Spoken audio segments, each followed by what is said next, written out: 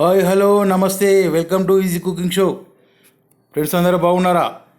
శామగడ్డ పులుసు అండి. దీన్ని చేమదుంప అని అంటారు ఆంధ్ర సైడు. ఒక 5-6 చామగడ్డలు తీసుకోవాలండి. వాటిని ఉడకబెట్టుకోవాలి. ఉడకబెట్టి పొట్టు తీసుకోవాలండి. ఒక 10-15 నిమిషాలు ఉడకబెడితే మంచిగా ఉడుకుతాయండి.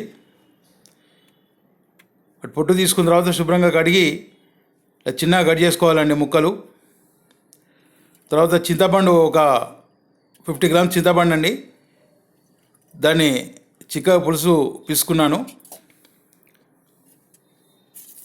ఇప్పుడు స్టవ్ మీద ఒక గిన్నె పెట్టేసి ఒక 2 స్పూన్ల నూనె పోసుకోవాలండి. తర్వాత ఒక 1/2 టీ స్పూన్ ఆవాలు, ఒక 1/2 టీ స్పూన్ జీలకర్ర అండి. ఇవి కొద్దిగా చిటపట్లు ఆడిన తర్వాత ఒక ఉల్లిగడ్డ సన్నగా తరుక్కున్నది వేసుకోవాలండి. మీడియం ఫ్లేమ్లో వేయించాలండి. తర్వాత ఒక టీ స్పూన్ అల్లం వేశాను, ఒక 1/2 టీ స్పూన్ పసుపు వేశాను. ఇవి కూడా కలిపి కొద్దిగా పచ్చివాసన పోయిన తర్వాత కొద్దిగా కరివేపాకు వేసుకోవాలండి.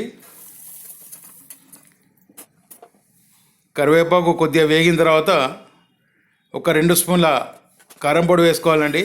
కారం తక్కువ తిని ఉంటే 1.5 వేసుకోండి. కారం మంచిగా తిని ఉంటే 2 వేసుకుంటే సరిపోతుందండి. 1 టీ స్పూన్ ఉప్పు వేసుకున్నాను. ఇప్పుడు ఏదైతే పులుసు మనం పిసికి పెట్టుకున్నామో పులుసు పోయాలండి. ఇందులో పులుసు పోసిన తర్వాత ఒకసారి కలిపేసి మంట మీడియం ఫ్లేమ్లో పెట్టి కొద్దిగా వాటర్ పోసుకోవాలండి. ఎందుకంటే పులుసు చిక్కగా ఉన్నది, మనకు పులుపు ఎక్కువ అవుతుంది, అందు గురించి అని. ఇప్పుడు ఒక టీ స్పూను ధనియాల పొడి, 1 టీ స్పూను మెంతి పొడి వేసుకున్నానండి. ఆ తర్వాత కొద్దిగా వాటర్ పోసుకొని ఇప్పుడు 1 టీ స్పూను బియ్యం పిండిని కొన్ని నీళ్ళు పోసుకొని కలుపుకొని అందులో పోసుకోవాలండి. ఆ తర్వాత ఇప్పుడు ఏవైతే మనం శామగడ్డ అంటే చేమదుంపలు కట్ చేసి పెట్టుకున్నామో ఆ ముక్కలు ఇందులో వేయాలండి. వేసేసి ఒక చిన్న బెల్లం ముక్క కట్ చేసి వేసుకోవాలండి. ఈ పులుసు కర్రీలకు కొద్దిగా బెల్లం వేస్తే టేస్ట్ బాగుంటుందండి. ఇప్పుడు మీడియం ఫ్లేమ్లో మంచిగా బాయిల్ చేసుకోవాలండి. కొద్దిగా ఒక 2 నిమిషాలు ఉంచితే పులుసు కొద్దిగా చిక్కబడుతుందండి.